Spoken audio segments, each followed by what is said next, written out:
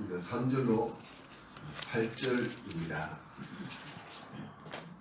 예수께서 비유로 여러 가지를 그들에게 말씀하여 이르시되 씨를 뿌리는 자가 뿌리러 가서 뿌릴새 도로는 길가에 떨어지매 새들이 와서 먹어버렸고 도로는 풀이 얕은 돌밭에 떨어지매 풀이 깊지 아니하므로 곧 싹이 나오나 해가 돋는 후에 타서 뿌리가 없으므로 말랐고 도로는 가시들 위에 떨어지매 가시가 자라서 기운을 막았고 도로는 좋은 땅에 떨어지매 어떤 것은 100배, 어떤 것은 60배, 어떤 것은 30배의 결실을 하였느니라. 19절입니다. 아무나 천국 말씀을 듣고 깨닫지 못할 때는 악한 자가 와서 그 마음에 뿌려진 것을 빼앗나니 이는 곧 길가에 뿌려진 자요 돌밭에 뿌려졌다는 것은 말씀을 듣고 즉시 기쁨으로 갈 때 그 속에 뿌리가 없어 잠시 견디다가 말씀으로 말미암아 환난이나 박해가 일어날 때에는 곧 넘어지는 자요 가시떨기에 뿌려졌다는 것은 말씀을 들으나 세상의 염려와 재물의 유혹에 말씀이 막혀 결실하지 못하는 자요 좋은 땅에 뿌려졌다는 것은 말씀을 듣고 깨닫는 자니 결실하여 어떤 것은 100배, 어떤 것은 60배, 어떤 것은 30배가 되느니라 하시더라.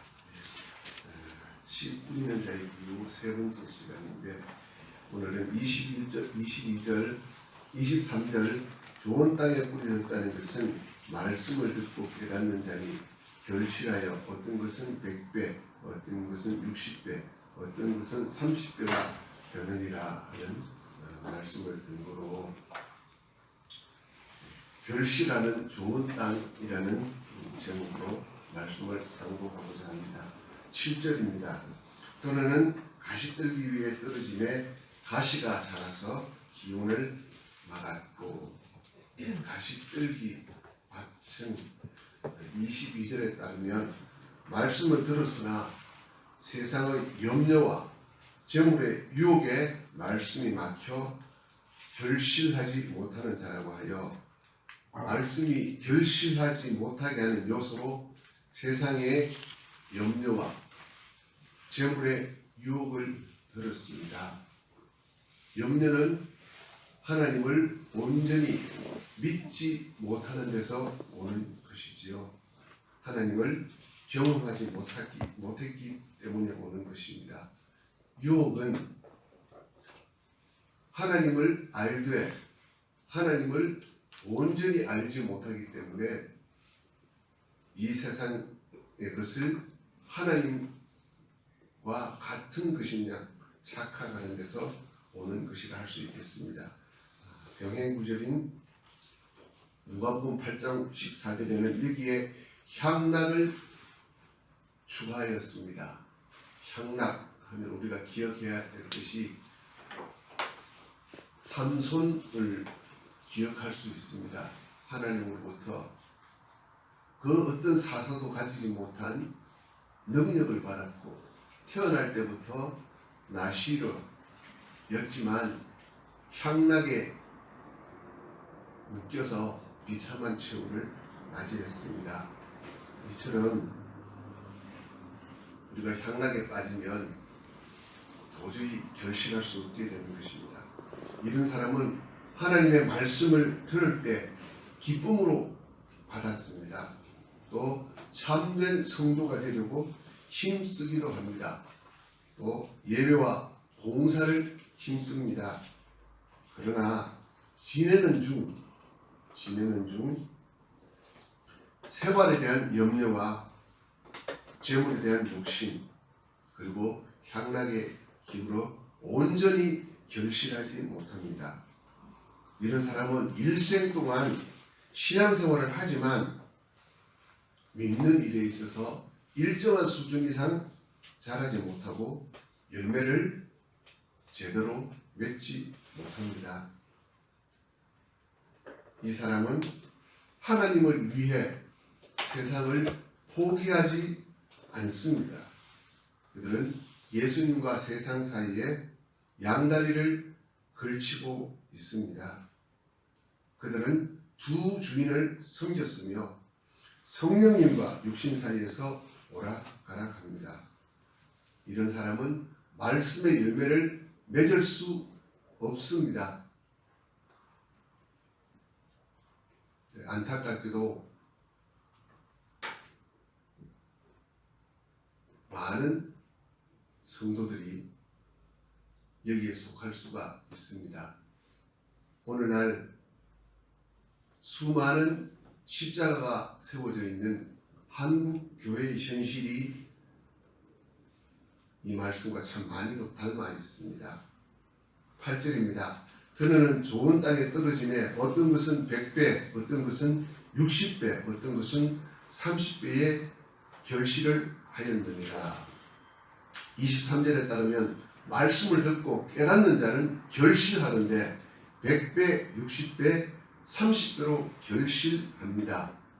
병행 구절인 누가복음 8장 15절은 착하고 좋은 마음으로 말씀을 듣고 지키어 인내로 결실하는 자라고 부연 설명하였는데, 깨닫는 여부는 그 말씀을 순종 실천하되 끝까지 참고 견디며 온전히 순종하는 자, 그리고 착하고 좋은 마음, 즉 순종과 실천의 동기가 순수한지 여부에 달려있다는 말씀인 것입니다.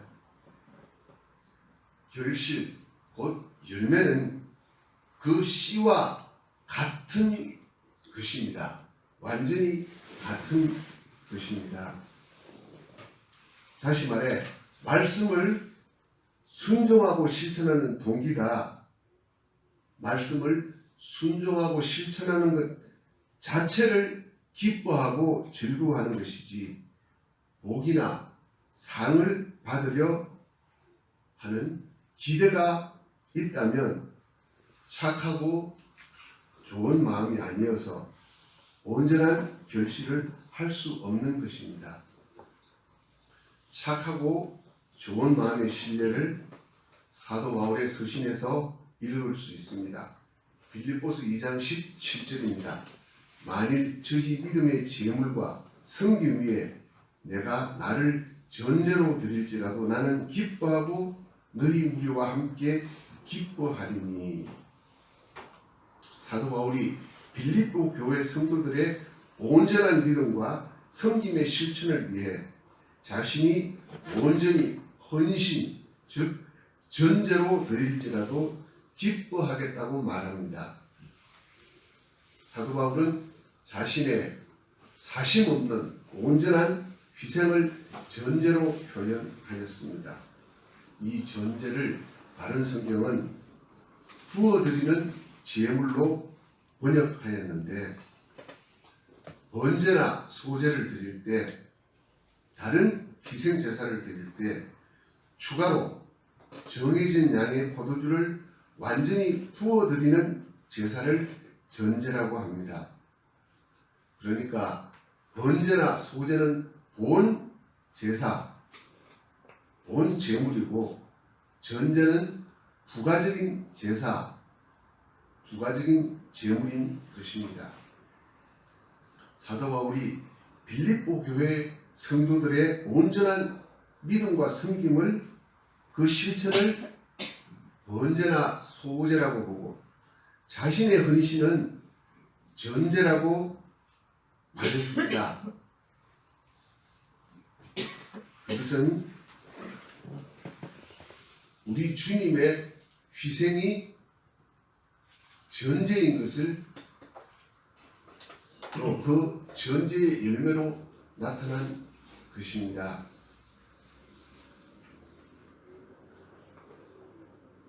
주님께서 당신의 온 몸을 십자가에서 찢으시고 희생 제물로 드리셔서 전제와 같이 마지막 피 한 방울까지 다 흘리신 것이 천국 말씀의 핵심입니다. 씨가 열매를 맺는 것은 씨 안에 생명이 있기 때문입니다. 그런데 이 생명은 한 알에 밀이 되어서 땅에 떨어져서 죽어 많은 열매를 맺습니다. 그러니까 예수님께서 희생하셔서 우리를 살리셨는데 이것이 생명의 신비입니다. 사람은 이 생명을 만들 수 없기 때문에 사실은 이 생명의 신비를 이해하지 못하고 그 신비를 보고 기뻐하고 좋아할 따름인 것입니다. 그런데 이 생명, 하늘의 밀이 되어 땅에 떨어져 죽어서 많은 열매를 맺으신 많은 열매, 우리에게 생명을 주신 그리스도 예수님, 말씀이신 예수님 안에 이 생명이 있는 것입니다. 요한복음 1장 4절입니다. 그 안에 생명이 있었으니 이 생명은 사람들의 빛이라. 여기서 빛이라는 말은 어두움을 밝혀주는 것이기도 하지만 의미 없는 인생, 아침에 잠시 있었다가 사라지는 안개와 같이 덧 없는 인생에게 있어서 유일한 소망이고 가치이고 이유라는 말씀입니다. 그러나 사람들은 이 말씀, 즉 천국 말씀, 이 생명의 신비를 깨달을 수 없습니다. 요한복음 1장 5절입니다. 빛이 어둠에 비치되 어둠이 깨닫지 못하더라. 어두움, 즉 인간은 말씀을 깨달을 수 없습니다. 그래서 본문 19절에 길가에 뿌려진 씨가 인간의 본질인 것입니다. 말씀을 듣고 깨닫는 것부터가 하나님의 은혜가 아니면 도저히 일어날 수 없는 사건인 것입니다. 그런데 하나님의 은혜는 받는 사람만 누리게 되는데 그것이 점점 자라나는 것입니다. 말씀을 듣고 깨닫는 귀를 주셨어도 바울의 고백처럼 선을 행하기 원하는 것이 나에게 있지만 악이 또한 나와 함께 있습니다. 다시 말해서 본문 21절에 환난이나 박해가 일어날 때는 또 넘어질 수밖에 없습니다.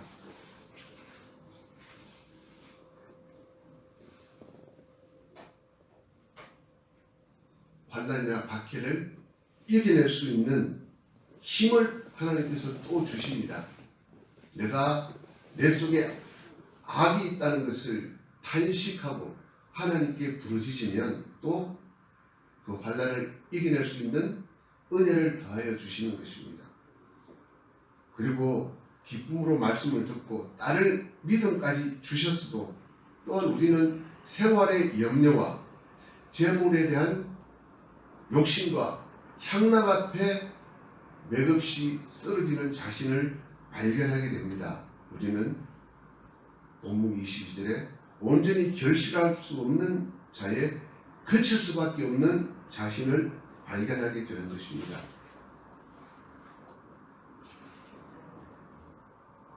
사실 하나님께서 우리를 불러서 중생시키신 것은 우리를 좋은 땅으로 불러주셨습니다. 거듭난 생명은 좋은 땅입니다. 그런데 이것을 한 단계 한 단계 우리의 믿음이 성장하면서 하나하나 이루어 나갈 수밖에 없는 것입니다. 사도 바울이 회사라는 고통을 또 한다는 말씀이 이것을 우리에게 보여줍니다. 8절에 열매 맺는 좋은 땅을 23절은 말씀을 듣고 깨닫는 자로 설명하였는데 말씀을 깨닫는 자만 열매를 맺는 신비를 가르치는 것입니다.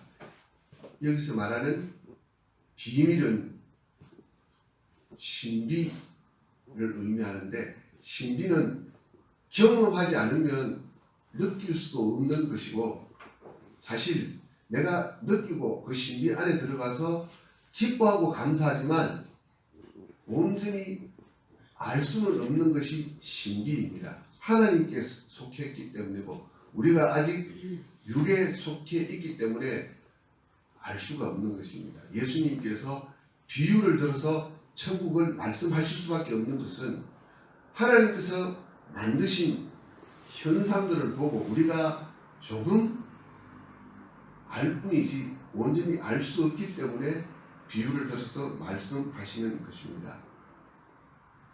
여기 말씀은 예수님을 가리키는 말이며 동시에 죄의 권세를 깨뜨리신 예수님의 대속의 죽으심을 가리키는 말씀이기도 합니다.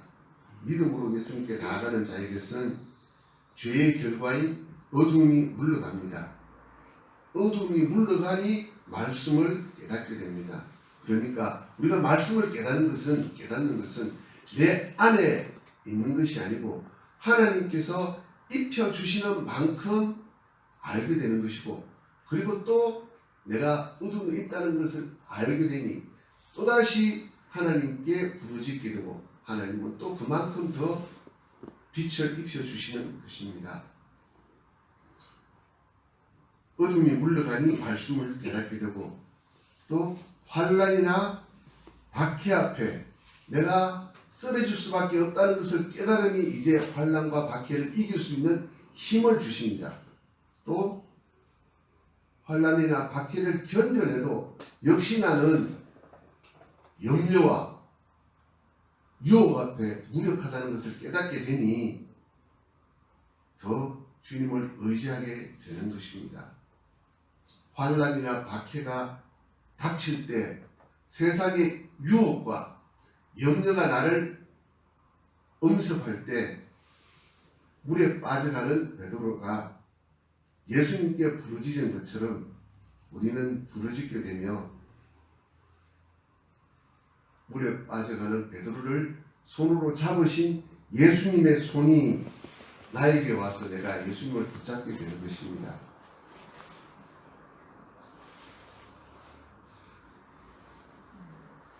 23절은 어떤 것은 100배, 어떤 것은 60배, 어떤 것은 30배가 되느니라 라는 말씀으로 씨 뿌리는 자의 비유를 결론 내리고 있습니다. 이 말씀은 첫째, 소출의 차이는 하나님의 은사의 다양성 및 각 개인의 기질과 능력의 차이로 이해할 수 있습니다. 5달란트 받은 종은 5달란트를 남겼다고 하였고 2달란트 받은 종은 2달란트를 남겼다고 했습니다. 소출의 차이가 있지만 결실의 다소와는 무관하게 결실했다는 사실만으로 좋은 땅으로 인정되고 있음을 유의해야만 합니다. 아울러 창세기 26장 12절에 보면 100배라는 말이 나옵니다. 이삭이 그 땅에서 농사하여 그 해에 100배나 얻었고라는 역사의 기록을 통해서 우리는 언약을 이루시는 하나님의 축복을 발견할 수 있습니다. 그랄 땅에서 100배를 얻었지만 그때 이삭의 믿음이 온전한 것이 아니었습니다. 단지 이집트로 내려가려고 하는데 하나님께서 그 땅에 머물라 하시는 말씀에 순종했지만 그 사건 뒤에는 자기의 부인을 누이라고 거짓말하는 모습을 발견하게 됩니다. 이삭에게 100배의 소출을 주신 것은 하나님께서 언약을 이루시기 위해서 축복해 주신 것일 뿐이지 이삭의 믿음이 탁월했기 때문은 아니었던 것입니다. 팔레스타인 토지의 수확은 대개 소출이 한 해에 10배 정도가 된다고 합니다.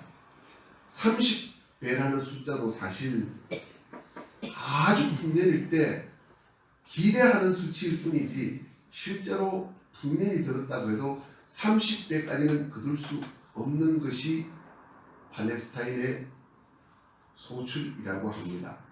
본문에서 결실을 100배, 60배, 30배로 언급한 것은 열매 맺는 것 자체가 하나님의 은혜임을 표현한 것입니다.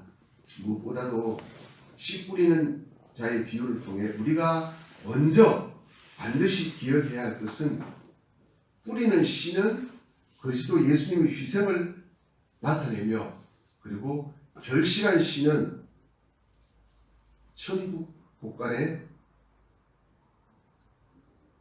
넣어지는 구원을 받은 성도임을 기억해야 합니다. 엄격한 의미에서 이는 엄청난 낭비이며 손실입니다.